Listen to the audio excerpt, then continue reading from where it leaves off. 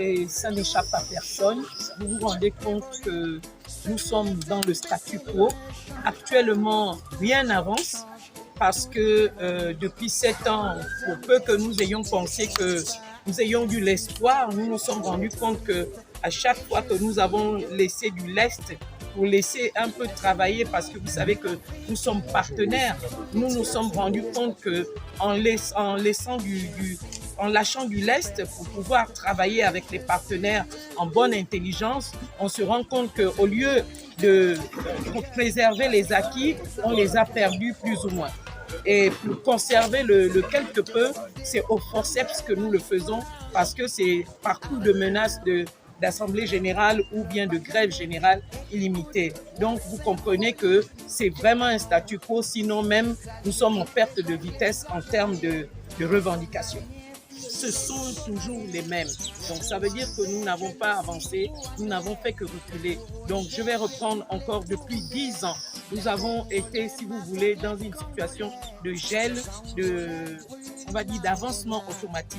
Donc normalement, on pourra parler de régularisation administrative, mais il semble qu'il y a des régularisations qui ont été faites concernant ceux qui sont allés dans les écoles. Mais ça a été fait au compte-gouttes.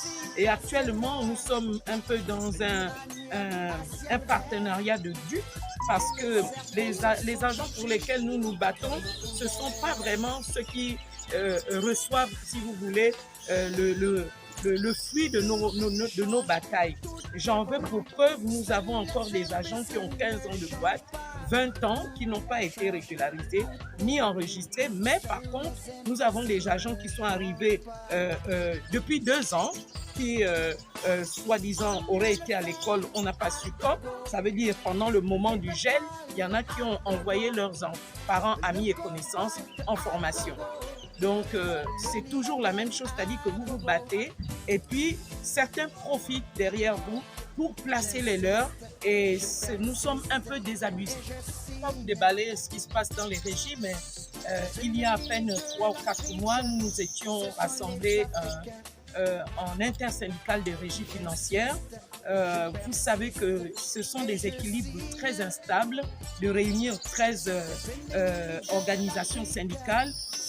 Dans ces organisations, le gouvernement évidemment a des influences sur certains et donc ça crée un petit peu le déséquilibre quand vous faites des revendications, vous combattez pour des sujets bien précis. Donc actuellement nous sommes près de 4 syndicats qui avons décidé par rapport aux régies financières à fonctionner ensemble et de manière très claire et honnête pour arriver à un résultat favorable. Actuellement, nous ne voulons plus des langues de bois, nous ne voulons plus jouer au chat à la souris parce que depuis 10 ans, nous jouons au chat et à la souris et rien ne marche. Donc, vous comprenez qu'il nous faut des gens, des personnes, des syndicats qui sont assez clairs dans leur tête et radicales dans le sens où on tient ferme au lieu de baisser les bras. Donc nous pensons que la difficulté, c'est que le gouvernement, quand nous faisons ce genre de mouvement, il cherche toujours à discuter avec ceux dont ils ont la même idée, pratiquement tout le temps. Je trouve que les travailleurs, le peuple, comment on appelle ça, les retraités sont un peu naïfs. Ils savent quelles sont les personnes qui combattent pour eux. Ils savent qu'il y a tel groupe qui peut aller jusqu'au bout. Mais comment est-ce qu'ils font pour être ballottés à tout vent de doctrine et donner le cachet à certains syndicats d'aller vendre les voix de ces travailleurs pour ne rien avoir? Donc je demande un peu un sursaut d'orgueil à chaque travailleur. Il faut qu'il prenne le bâton de pèlerin, qu'ils sachent que l'Assemblée générale est très, très, très, très importante, que l'Assemblée générale est souveraine, qu'ils arrivent à influencer un petit peu les choses et ne pas rentrer dans les querelles de clocher où quand on veut avancer, quelqu'un va vous dire oui, elle fait de la politique. Mais vous vous rendez compte maintenant, aujourd'hui, vous vous rendez compte que la population a fait de la politique en décidant à la SEG, au travers du syndicat, de bouter un peu tout ce qui ne pouvait pas être là. Et je pense qu'il faut le prendre aussi à la douane. Dans les régies financières, nous avons des postures des gens qui occupent des postes qui réellement ne devraient pas le faire parce que le texte du statut particulier ne le leur permet pas. Et actuellement, les nominations se font au bonheur, la chance, parce que les gens veulent toujours mettre parents, amis et connaissances. Résultat, moi je vous dis, je suis dans une gestion où on arrive, certains arrivent, il est nouveau, il prend une personne, on se lève un beau matin, on estime que le diplôme de tel ne va pas, vous ne lui écrivez pas, vous ne lui expliquez rien, et puis vous coupez ses primes par exemple. Vous comprenez, actuellement, nous avons des primes spéciales qui sont bloquées et qui ne sont pas payées. Du jour au lendemain, on a une grille qui doit nous payer les agents. Mais du jour au lendemain, l'administration décide de changer les montants des agents. Vous comprenez, personne n'est informé.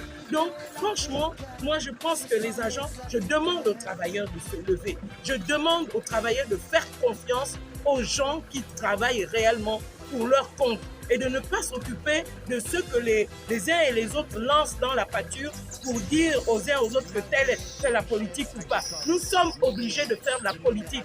Nous avons laissé cette politique depuis 7 ans là parce que nous avons voulu être plus royalistes que le roi. Et les autres se sont engouffrés, ont récupéré le pays. Donc levons-nous et pour le prochain mouvement, c'est notre prime spécifique que nous allons défendre et défendre aussi les régularisations administratives, notamment les avancements automatiques. Il est hors de question que les jeunes arrivent pour avancer et que nous, depuis 10 ans, nous sommes bloqués et ce sont les jeunes qui sont nommés parce qu'il y a de la tricherie. Ce n'est pas la régulière qui se fait. Tout se fait maintenant au Gabon sous forme de tricherie, sous forme de faux et usage de faux.